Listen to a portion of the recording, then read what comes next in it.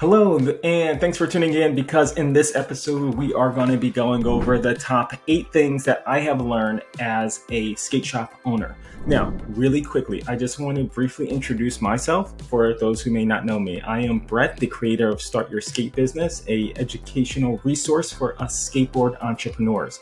I have owned 3 skate parks, indoor skate parks, 2 skate shops, and a hard goods company. I'm currently on the board and have been on the board of several skate park associations. My business journey within skateboarding started 23 years ago, and I love learning and sharing knowledge with other people. So that is a little bit about me. Now we are going to dive in to the 8 things that I have learned. Now, please also like, subscribe so that I could reach more people. We could share more information together. Starting at number 1, start at the end. Sell my branded products. Work with dropshipping companies, limiting my store hours, preparing clients for sales, becoming an affiliate marketer, staff pay structure, and ordering in bulk. Now, those are the top 8 things. I'm going to be going back and forth from my computer to you as I'm going over this, so I don't skip over anything that is super important. So let's start at number 1, which is starting at the end.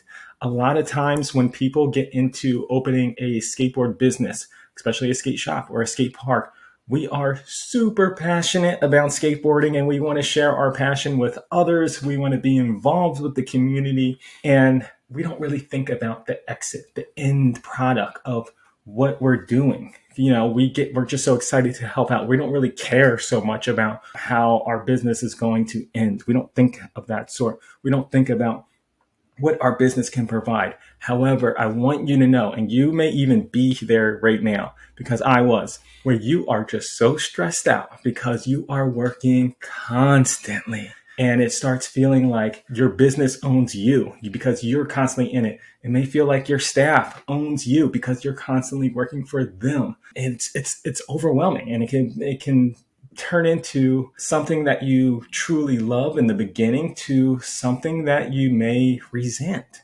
And that sucks when that happens. But when you have a business, you're constantly working on it. And there may be times where you just feel like a hamster on a hamster wheel. You're just spinning in circles. And that's so common. So if you have an end goal, this is going to be so important, having an end goal, because now you know what to work for. You know what the steps you have to prepare to get you to that end goal. Now, to give you an example of an end goal is having an asset. So you want to think of in terms of assets. If you rent your building, eventually a goal is to have your own building. You want to own a building. So now you're not paying rent and it's just going out of nowhere. You're giving $1,000 or more away per month and it goes poof, it's gone. You never see that again. And you don't even own the building. So a really good goal that you can have is owning your own building. Another goal could be owning your own home. You know, it doesn't have to necessarily be for the company. Your goal could say, every month you're going to save $1,000 and you're going to invest it into a home that you can live in. So that's another goal. Another goal might be franchising. Another goal might be to just build it to sell. You can build your skate shop to just sell it to another company or to someone. So these are goals. But if you have a goal, then you will have a clear, tangible, or maybe not tangible quite yet, but you will have something to look forward and you can design a plan to get there. Now, I've done this. It has helped me out a lot. It gave me a lot of clarity. Currently, I'm doing this as well with my company, Skate the Foundry. My goal is to own a giant warehouse. So my plan is just to constantly save and have money aside. So when an opportunity comes, I can jump on it. So that's just an example of some assets that you want to have. Now, here's another little bonus tip I want to give you. You want to have a separate account. Now, usually as a business, you should have probably about 3 accounts. You may have 1 right now. You may have 2, a checking and a saving. Now you want to add a 3rd one. This is the most important one. Your 3rd one that is separate from the banks that you are currently using. So you want to have a bank account that offers a high interest rate and has little to zero minimum balance and no recurring fees. You don't want to have any bank fees. You don't want to have any of that. And there are banks out there that has it. So there's Ally Bank. That is one example that you can use. And this is a bank where you're going to have, a monthly amount that you just put in. It could be something as low as $100, and that will grow over time. But every month you want to put in some type of amount, and you really want to be strict on yourself on this. And this is money that you don't even want to think about. Even if your company is on the verge of closing down, leave that money there, because now you'll be able to use it for whatever that goal, that original goal that you had, you'll be able to use that towards it. You don't want to invest into something that's already failing. Okay, so now we're going to go over to number 2, selling my branded products. So relying solely on another company's product that you sell in your store will make you $0, and it will just make you kind of go crazy. It made me go crazy. I'll tell you when I went crazy. I went crazy when Black Friday came and I lowered my product prices to, I had like baker boards and stuff like that. And I lowered them to like $40. So I was actually in the negative selling those boards.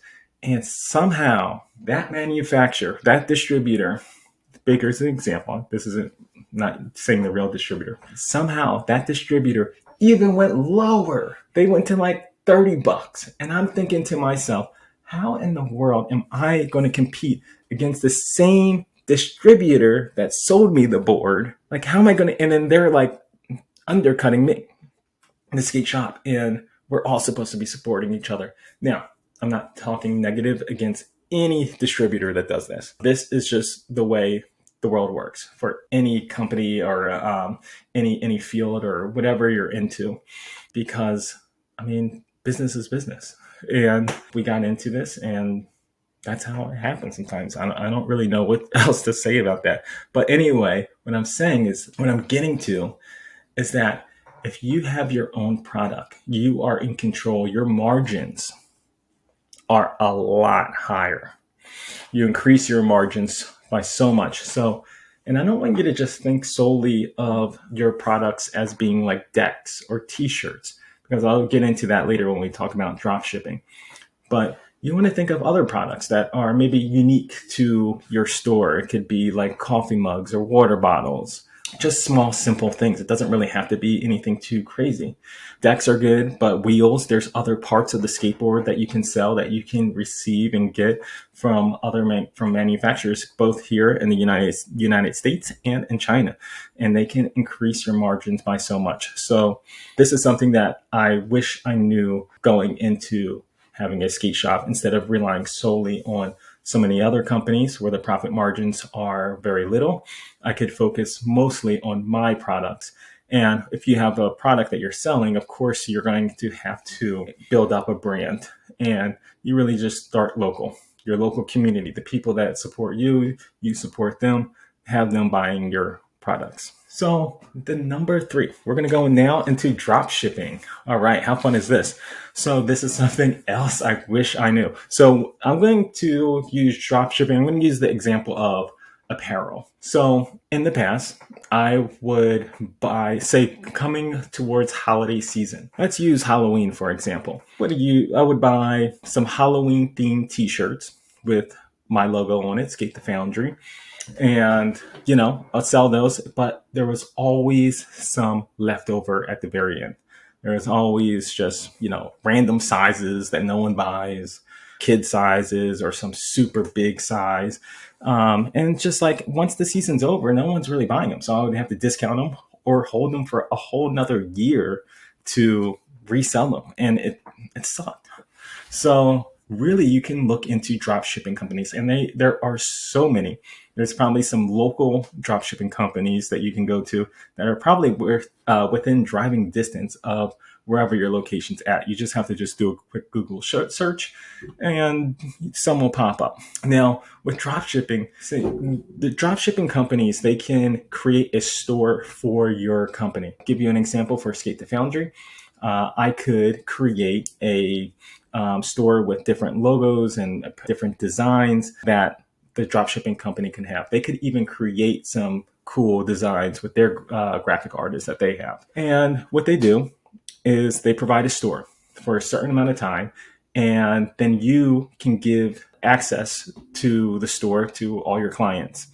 You can easily send this out through email. People walking in your store, you can just share that information of where they can go to buy your, holiday theme clothes. If it's like I said, Halloween, or if it's like Christmas coming up and you want to have like ugly sweaters theme. There's so many options out there. You don't even have to really use a holiday. It could be just like it could just be just a regular shirt for like a temporary time, a special release, a limited edition, just to get people buying your product from this dropshipping company. And then they will actually ship it directly to the consumer. So it doesn't even come to your store. They just go right to the consumer, and you don't actually have to put up any money ahead of time. No money up front.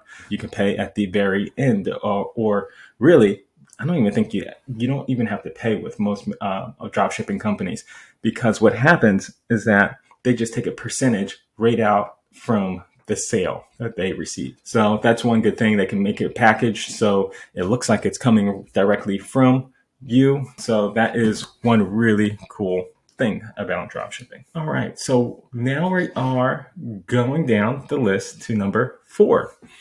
Limiting store hours. Oh man, this was crazy. When I had my hours originally, I would never do this again. My hours originally were like 12 p.m. or 11 a.m. all the way up until 8 p.m. It was like 9 hours a day, 6 days a week. And many of the times I was just sitting there by myself, twiddling my fingers, waiting for someone to come in, and it drove me insane. It's just like you're sitting there and you're like, what am I doing? Did I really create this company to just sit here and waste my time? That's what it really does feel like at times. One thing that I did was just being really focused and hyper aware of who's buying your products, who are your clients. And this is something that you should be aware of too. Is it your clients' kids? Okay. If they're kids, then they're in school. Or your clients' parents. Okay. If they're parents, they're probably working during the day. So there's no really reason why you should be open at 1 p.m. or 12 p.m. Really, you should open your doors when your clients will be coming to your business. Yeah, if you open up early, you might get 1 customer, 2 customers, but is it worth it? Because they would still come if they knew your hours were limited and they were only, from 4 to 8 p.m. This way you can also save on your staff on payroll, which I'll get into soon. So just being aware and honestly not being afraid to just change your hours. I was always so against changing my hours because I was comparing myself to the big stores, Walmart, Target. I was also in a shopping center, so I was comparing my hours to the other businesses within the shopping center. And that's not really a good way to manage your store hours. You shouldn't really look at other companies and see what they're doing and imitate them. You have to do what works for you and your company. With that being said, focus on the busy times and start your hours then. Now, going to number 5, prepping clients for sales. Wow. All right. I'm going to use the example of Black Friday. A couple days before Black Friday. As a business owner, you're constantly busy, and usually you do things last minute. For me, I was last minute. This was like 2 days before Black Friday. Put up Black Friday posters, big sale. I don't even know what the sale was really, to be honest. I think we actually made it up as like people came in and we're like, all right, let's just go with this sale. Everything's like 30-40% off, which was a complete disaster. We did not make any money that week. I think we went into the negative because we were selling things so cheap. But I say this because I didn't give enough time for my clients to prepare for the sale. So if you are going to do a sale, a big sale or any type of sale, really, give them time to save their money, get ready for the sale, get them excited for the sale. You don't want to make it like too far in advance, but you do want to give your clients maybe like a 2-week notice and just saying, hey, we're going to have a sale. You don't have to say exactly what sale you're going to have, but you want to prep them and make sure that they know and get them excited to come into your store. And then a couple of days before, you can mention what the sale is. And then on the day of the sale, you are going to over deliver. And what I mean by that is that you're going to also provide them with another sale discount. But this sale discount is for them to come back, because you want to retain your clients. You don't want to just give them the sale. So you want to give them a limited time, maybe like a 1 week span of where they can when they can use this extra discount. So they have to come back and spend and use it. So always preparing your clients for these giant sales. You can't just spring them up on them, or else no one's going to come and you're going to find yourself kind of disappointed. So also, with all this going on, you're going to hear me say email your clients. You're constantly in contact with your clients. If you are not receiving a client's email, then that is an issue. You want every single person that come into your store that makes a purchase, you want to have their email, because that is also going to help you out when it comes to the next thing I'm going over, which is affiliated marketing. Now, let's just go into it now. Affiliated marketing. Okay. Wow. So affiliate marketing is when you get a commission for providing a link that someone purchases a product from another company. For example, I create a blog about Vans shoes, of why beginner skaters should have Vans shoes. And I provide a link from Vans that they gave me, and I put that into my blog. And now when someone reads my blog, and they're like, oh, maybe I should get my kid some Vans, they click on that link, they make a purchase for Vans, and I get a small commission from that purchase. Now, usually the commissions can range from 6% to 50%, depending on what you're selling, what company you're working with. So it all varies. But that is a super easy way to increase revenue without doing anything, really. All you do is create a blog and put a link in, and that is about it. Then it lives on forever. People are going to come to your website, they can read your blog, and they can click on that or not. Or you can send in your weekly emails some educational content. Why kids should wear Vans shoes. And you provide that link. And now your clients can get, purchase Vans, and you get a commission off of it. Now, I use Vans shoes as an example, but if you're a skate shop, you may even sell Vans shoes. So you can do other topics. You can do video games. You can do different toys like tech decks. You can have affiliate links with that information. And there's just tons of things out there. It doesn't necessarily even have to be about skateboarding. There are several places that I am connected with. Some of the places I'll share right now, they're Amazon associates.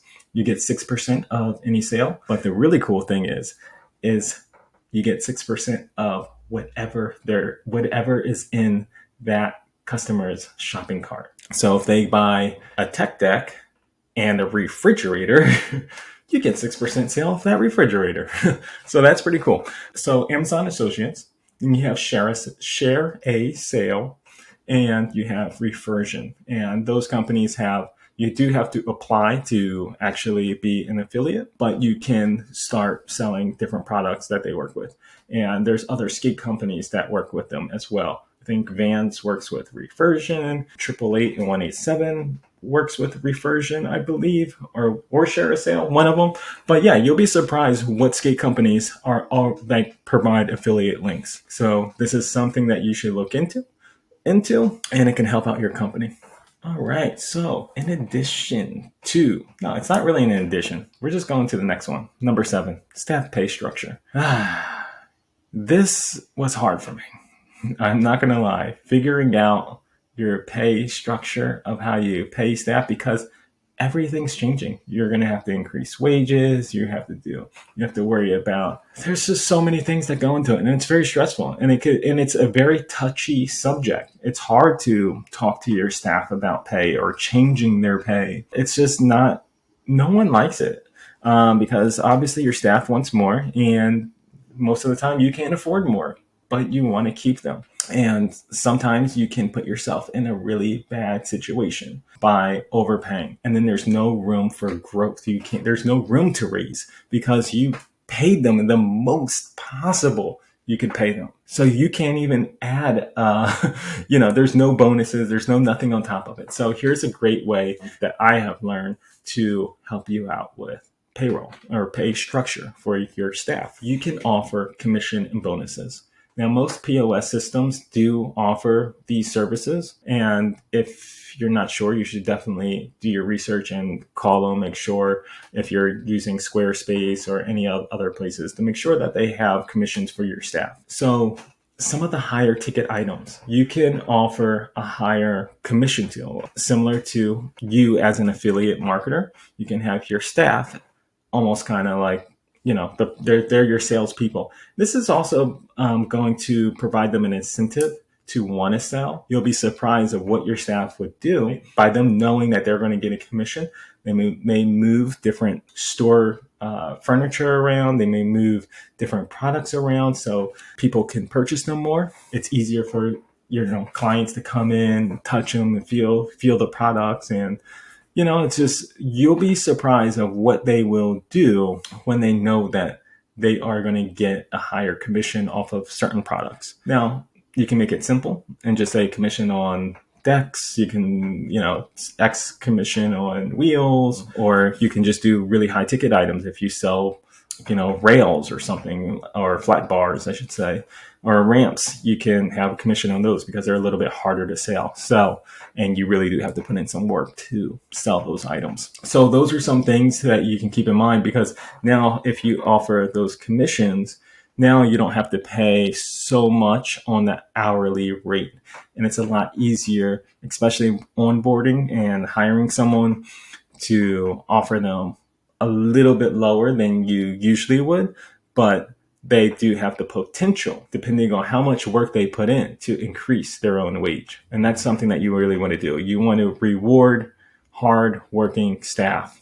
And the last thing I want to go over, I know this is going to sound like very easy and like it's like a no-brainer, but order your products in bulk.